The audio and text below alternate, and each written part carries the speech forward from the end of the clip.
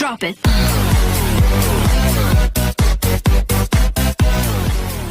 Hello students, आज हम इस लेक्चर 6 में क्लास 12 के बायोलॉजी के दूसरे चैप्टर जिसका नाम है पुष्पी पौधों में लैंगिक जनन, sexual reproduction in flowering plant में मादा युग्मकोद्भिद के प्रकार के बारे में पढ़ेंगे। इसके पहले के लेक्चर में हमने मादा युग्मकोद्भिद के विकास की प्रक्रिया अर्थात दीर्घ बीजाणु जनन मेगास्पोरोजोन्सिस के बारे में पढ़ रहे थे। आज हम देखेंगे कि मादा युग्मकोद्भिद जो बीजांड के अंदर विकसित होता है वह कितने प्रकार का होता है और किस आधार पर उसे विभाजित किया जाता है। आप कह सकते हैं कि मादा युग्मकोद्भिद के विकास की प्रक्रिया में भाग लेने वाले मेगास्पोर न्यूक्लियस अर्थात मादा युग्मकोद्भिद या महाबीजाणु के केंद्रक मेगास्पोर न्यूक्लियस महाबीजाणु के केंद्रक के आधार पर इस मादा युग्मकोद्भिद को 3 भागों में बांटा गया है। इसमें आपको पहले ही से पता है कि मेगास्पोर मदर सेल, जिसको आप महाबीजाणु मातृ कोशिका कहते थे, इसमें मियोसिस के फलस्वरूप 4 मेगास्पोर सेल बनते हैं। ये 4 मेगास्पोर सेल ही मादा युग्मकोद्भिद का विकास करते हैं। तो इनके विकास की प्रक्रिया के आधार पर ही मादा युग्मकोद्भिद को अलग अलग भागों में बांटा गया है। आपने सुना कि यह 3 भागों में बांटा गया है, जिसमें पहला, जिसे हम एक बीजाणु 4 केंद्रकीय प्रकार का कहते हैं। एक बीजाणु क्या होते हैं उसके बारे में देखते हैं।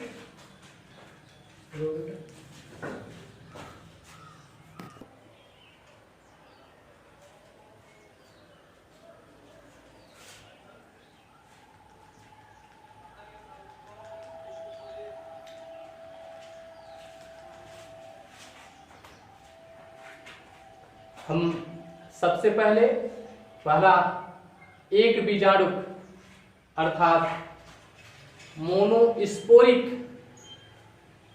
फीमेल गैमेटोफाइट के बारे में जानेंगे।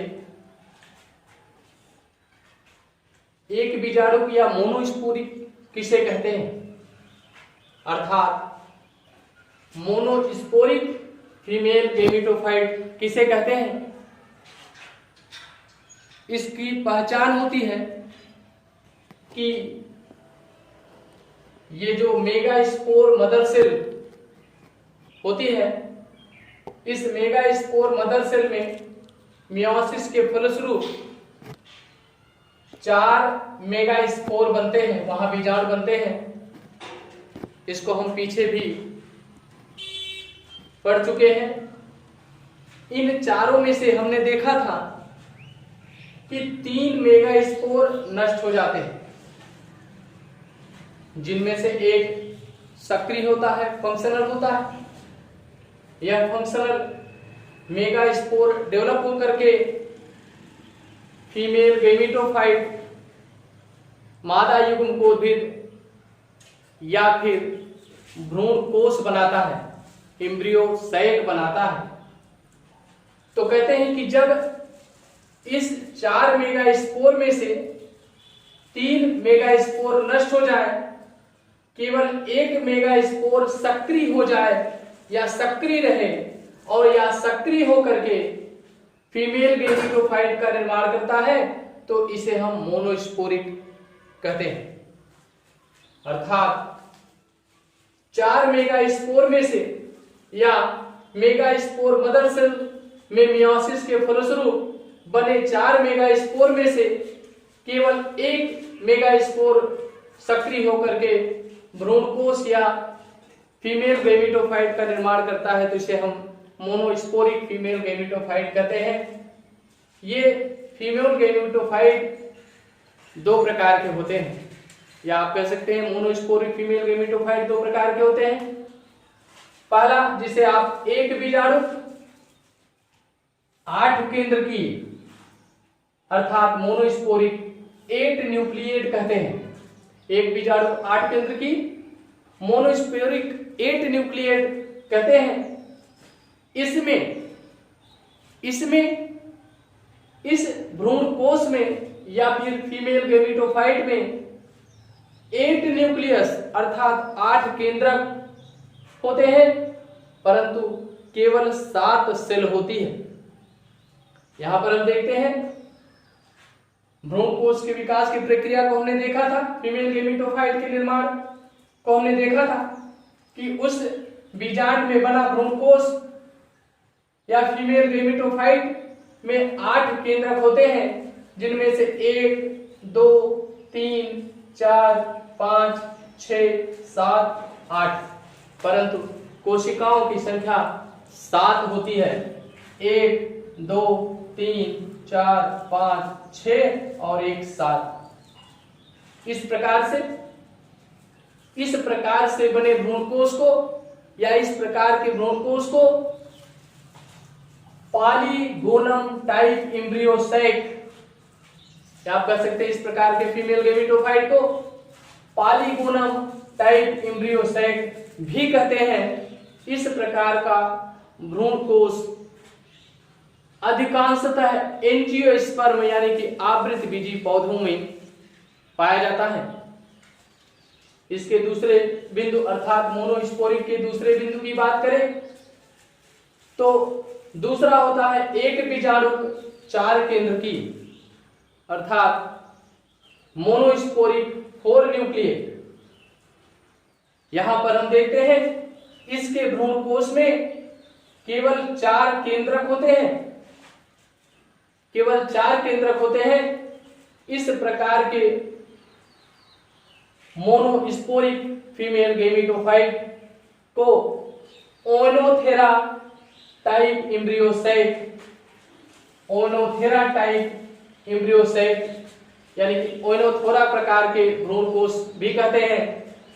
इस प्रकार का भ्रूणकोश ओनोथेरा में देखा जाता है।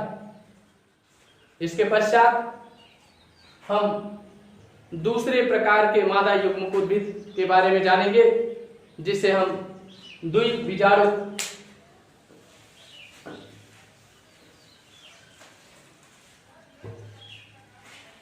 बाइस्पोरिक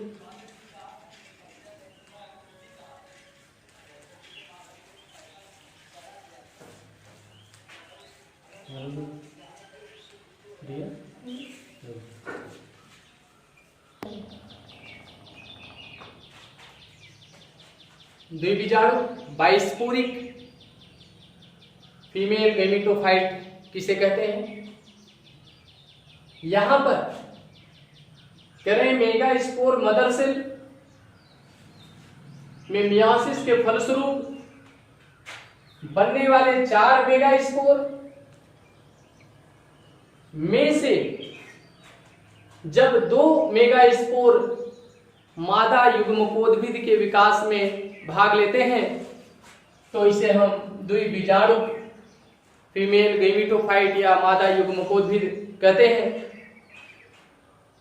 इस प्रकार के फीमेल गैमेटोफाइट में 8 केंद्रक अर्थात 1 न्यूक्लियस होता है। 8 केंद्र की होते हैं, 8 न्यूक्लियस इसमें पाया जाता है और इस प्रकार का फीमेल गैमेटोफाइट हमें प्याज में देखने को मिल जाता है, अर्थात इस प्रकार का फीमेल गेमेटोफाइट प्याज में होता है। इसके बाद हम तीसरे फीमेल गेमेटोफाइट की चर्चा करेंगे, जिसका नाम है चतुस्बीजाणुक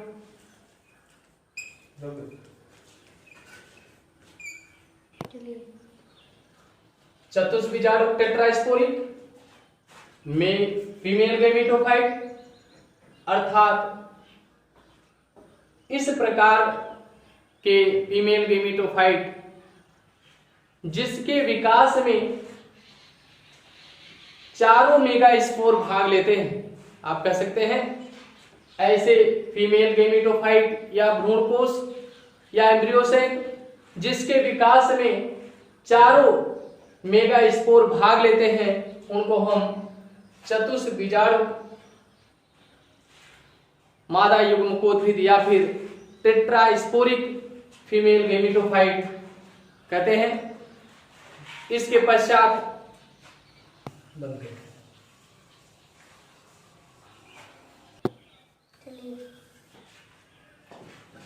अगली हेडिंग है परागण, पॉलिनेशन। परागण क्रिया क्या होती है इसके बारे में हम जानेंगे। तो सबसे पहले हम परागण की परिभाषा देखते हैं। इस परिभाषा को हम इस चित्र की सहायता से समझेंगे। इस पौधे में हमें एक पुष्प यहाँ और एक पुष्प यहाँ पर दिखाई दे रहा है।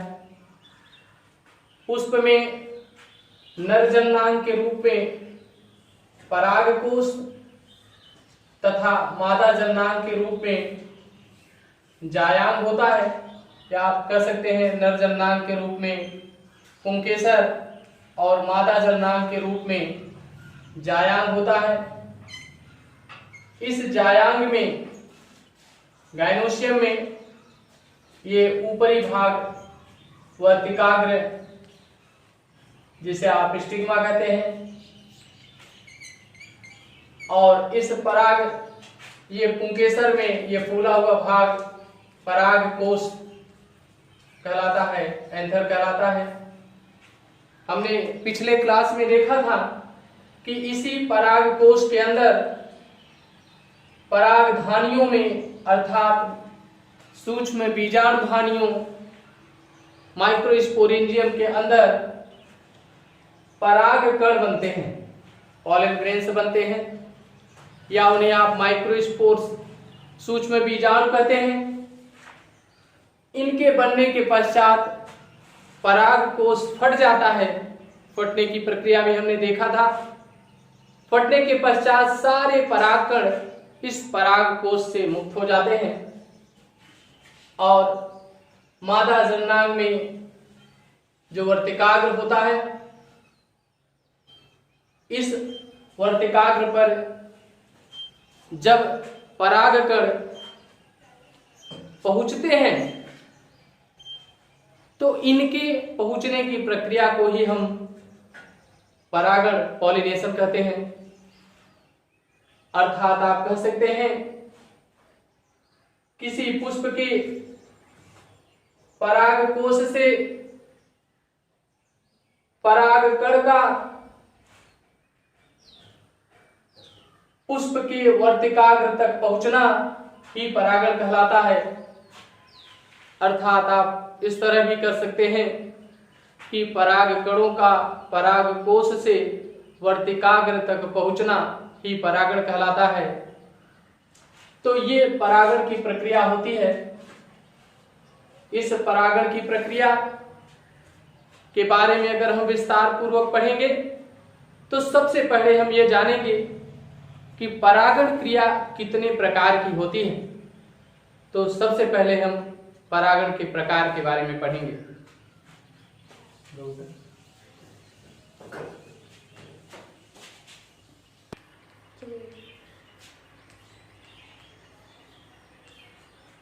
परागण के प्रकार। परागण क्रिया कितने प्रकार की होती है? परागण क्रिया दो प्रकार की होती है, जिसमें पहला दूसरा परागण।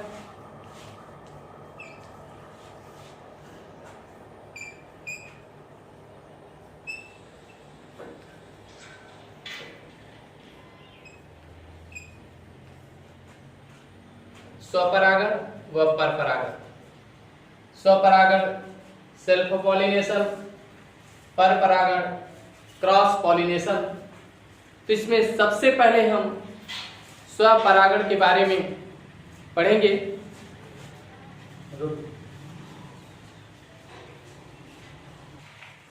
स्वपरागण, स्वपरागण किसे कहते हैं? कहते हैं जब उसी पुष्प के परागकण उसी पुष्प के वर्तिकाग्र पर या उसी पौधे के किसी दूसरे पुष्प पर पहुंचते हैं, या आप इस तरह से कह सकते हैं कि एक पौधे के पुष्प के परागकण पराग कोश से निकलकर उसी पुष्प के वर्तिकाग्र पर पहुंचे, या फिर एक ही पौधे के किसी पुष्प से निकले परागकण उसी पौधे के दूसरे पुष्प पर पहुंचते हैं, तो हम इसे स्वपरागण कहते हैं। इस स्वपरागण की प्रक्रिया में दो बिंदु स्पष्ट रूप से हम देखते हैं। पहले बिंदु में हम जानते हैं या देखते हैं कि किसी पुष्प का परागकण उसी पुष्प के वर्तिकाग्र पर पहुंचता है। दूसरे बिंदु की बात करें तो किसी एक पौधे के एक पुष्प का परागकण उसी पुष्प के उसी पौधे के दूसरे पुष्प पर पहुंचता है। इन दोनों बिंदुओं से आप ये समझ सकते हैं कि स्वपरागण में भी दो अवस्थाएं होती हैं, जिसमें दूसरी अवस्था जब एक पौधे के पुष्प के परागकण उसी पौधे के दूसरे पुष्प के वर्तिकाग्र तक पहुंचते हैं, तो इसे हम जीटोनोगैमी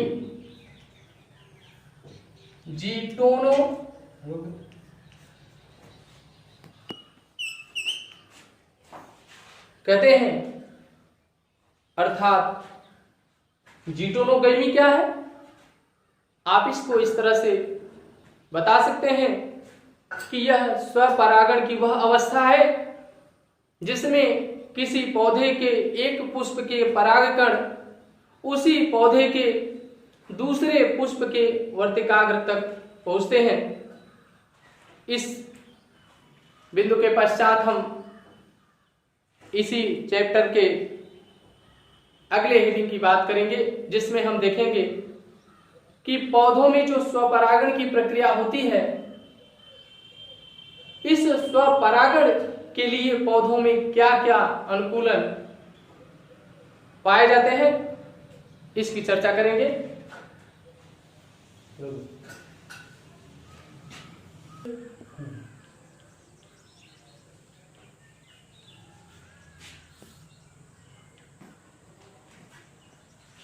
स्वपरागण के लिए अनुकूलन। स्वपरागण के लिए पौधों में या उनके पुष्पों में क्या क्या अनुकूलन होते हैं या क्या क्या कंडीशन आवश्यक होते हैं या क्या क्या उनमें विशेषताएं पाई जाती हैं, उसके बारे में हम जानेंगे। तो सबसे पहली जो विशेषता है या अनुकूलन का जो पहला बिंदु है, जिसे आप कहते हैं द्विलिंगता, बाइसेक्सुअलिटी और हर्माफ्रोडाइटिज्म, क्या होता है? कहते हैं कि स्वपरागण के लिए पुष्प का द्विलिंगी होना जरूरी है। अर्थात एक ही पुष्प में नर जननांग और मादा जननांग दोनों होने चाहिए, तभी स्वपरागण हो सकता है। दूसरे बिंदु की बात करें, और क्या विशेषता होनी चाहिए? सहपक्वता या समकाल पक्वता, जिसे आप होमोगैमी भी कहते हैं। इस प्रकार की विशेषता आपको गुलबास, जिसको आप मिराबिलिस, या फिर पीली कटेली, जिसे आप एर्जिमोन भी कहते हैं, ये इनका वानस्पतिक नाम है, वैज्ञानिक नाम है। कहते हैं इनमें ये कंडीशन देखने को मिलती है। इस सहपक्वता या समकाल पक्वता का अर्थ होता है कि इसमें नर जननांग और मादा जननांग दोनों समान समय पर, या आप कह सकते हैं एक साथ परिपक्व होते हैं, जिसके कारण इनमें स्वपरागण होता है या हो सकता है। तीसरी विशेषता है निमिलिता, जिसको आप क्लिस्टोगैमी कहते हैं। क्लिस्टोगैमी की प्रक्रिया क्लिस्टोगैमस फ्लावर, जिसे आप हिंदी में निमिलित पुष्प कहते हैं, उनमें देखी जाती है। और निमिलित पुष्प कहते किसे हैं? कहते हैं ऐसे पुष्प जो नहीं खिलते, कभी नहीं खिलते, अर्थात पुष्प खिलते ही नहीं है, ऐसे पुष्पों को आप निमिलित पुष्प क्लिस्टोगैमस फ्लावर कहते हैं। इस प्रकार का पुष्प किस में पाया जाता है? खट्टी बूटी में पाया जाता है। इस प्रकार का पुष्प कलकौआ में पाया जाता है। इसी प्रकार के पुष्प मूंगफली में भी पाए जाते हैं। ये पुष्प नहीं खिलते।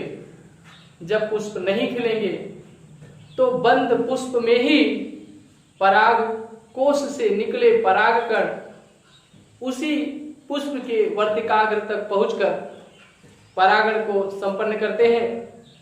तो इस प्रकार के स्वपरागण को आप निमिलिता क्लिस्टोगैमी कहते हैं।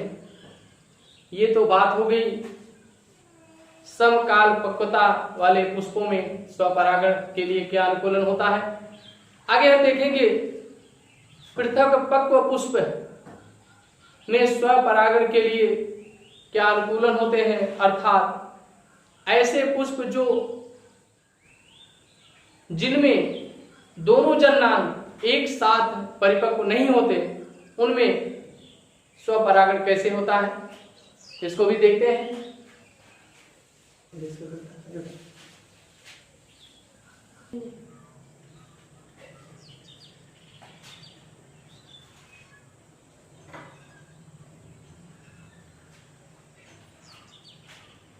पृथक पक्व पुष्प में स्वपरागण के लिए अनुकूलन, इसमें किस प्रकार का अनुकूलन होता है? दो तरह के अनुकूलन हम देख रहे हैं। कुछ अनुकूलन सदाबहार गंधराज जैसे पौधों में पाए जाते हैं, और एक अलग प्रकार का अनुकूलन जो कि सूरजमुखी अर्थात हेलियंथस में देखने को मिलता है। पहला है संकीर्ण दलपुंज नलिका, सदाबहार, कैथारेंथस, गंधराज, गार्डियाना के पौधों में पाया जाता है। इसमें होता क्या है, इसको हम देखते हैं कि क्यों इसमें स्वपरागण ही होता है। तो इस प्रकार के पुष्प में जो दलपुंज होते हैं, ये दलपुंज आपस में मिलकर एक नैरो ट्यूब सक्रिय नलिका बनाते हैं, जिसे हम नैरो करोला ट्यूब संकीर्ण दलपुंज नलिका कहते हैं। इसी के अंदर अर्थात भीतर की ओर पुंकेसर व स्त्री केसर दोनों स्थित होते हैं। तो स्पष्ट है कि इसमें परागकोश से निकले परागकण बाहर नहीं जा सकते, अतः वो परागकण उसी पुष्प के वर्तिकाग्र पर पहुंचकर स्वपरागण करते हैं। और दूसरे बिंदु की बात करें सूरजमुखी में, सूरजमुखी में होता क्या है, इसमें जो परागकोश होते हैं, यानी कि जितने भी पुंकेसर होते हैं, उन सब के परागकोश परस्पर जुड़कर एक नली बनाते हैं। उसी नली के मध्य में स्थित होता है, अर्थात ये परागकोश है, ये आपस में मिलकर एक नली बनाते हैं। इसी के मध्य में स्थित होती है वर्तिकाग्र अर्थात स्टिग्मा स्थित होती है। सूरजमुखी में स्टिग्मा दो पालियों में बटी होती है। तो प्रारंभिक अवस्था में तो ये इसी परागकोश की नाली में ही रहते हैं, जहां पर पहले परागकोश या पुंकेसर परिपक्व होकर स्फुटन करते हैं इनके परागकोश, और सारे परागकण उसी परागकोश के बीच की नाली में बिखर जाते हैं और उनकी सतह से चिपके होते हैं। इसके पश्चात इसमें जायांग का परिपक्वन होता है। जायांग के परिपक्वन के समय इसकी वर्तिकाग्र बाहर की ओर वृद्धि करके आ जाती है, परंतु जब यह बाहर की ओर वृद्धि करके निकलती है तो इस पर उस परागकोश की नालियों की भीतरी सतह पर लगे हुए परागकण इस पर चिपक जाते हैं। इस प्रकार से इस सूरजमुखी के पौधे में परागकोश से परागकण उसके वर्तिकाग्र तक पहुंचते हैं और इनमें स्वपरागण होता है। इसमें किसी अन्य पुष्प या पौधे के परागकण नहीं पहुंच पाते। तो इस प्रकार से सूरजमुखी में स्वपरागण हो जाता है। इस लेक्चर को यहीं पर समाप्त करते हैं। हम अगले लेक्चर 7 में हम इन पौधों में इस स्वपरागण के लाभ और हानि की चर्चा करेंगे। That's all.